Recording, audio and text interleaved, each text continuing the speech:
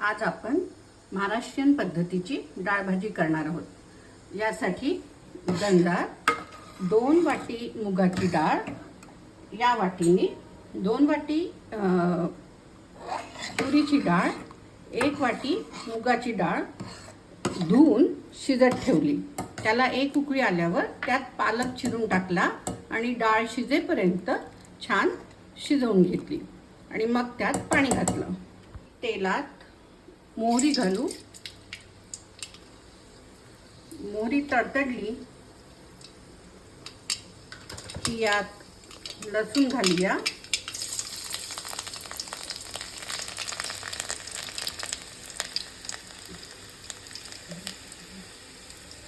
लसूण कमी गॅसवर छान लाल होऊ द्या। मग त्यात हिरव्या मिरच्या घाला। 4 हिरव्या मिरच्या घातल्या, अर्धे काप करून।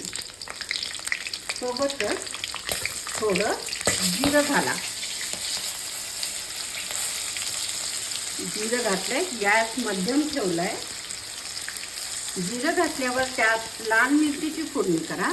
लाल मिरच्या 4 ते 5 अर्धा काप करून टाकले आणि गोडलिंब घाला।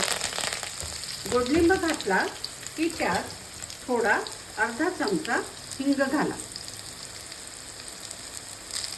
हिंग घातल्यानंतर एक मध्यम आकाराचा कांदा चिरून घाला।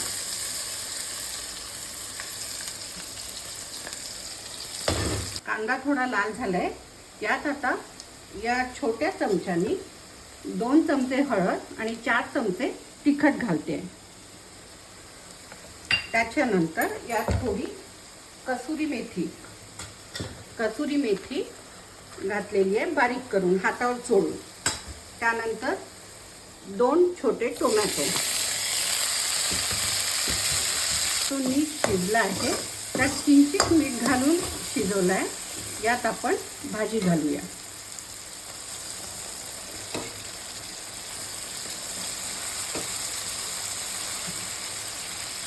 भाजीत चवीनुसार मीठ घाला आणि मीठ घातलं की साधारण 1 मूठ किंवा तुम्हाला आवडत असतील तसे शेंगदाणे घाला आणि वरून कोथिंबीर टाका।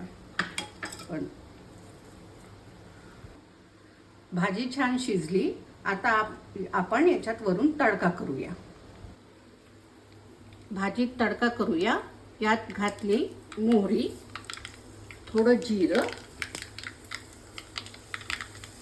आणि थोडासा लसूण, 1 पाकळी बारीक चिरून आणि थोडीशी काश्मीरी लाल तिखट, आणि हा तडका आपण या भाजीवर टाकू।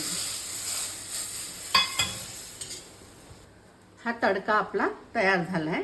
भाजीत मिक्स करू आणि ही भाजी सर्व करू।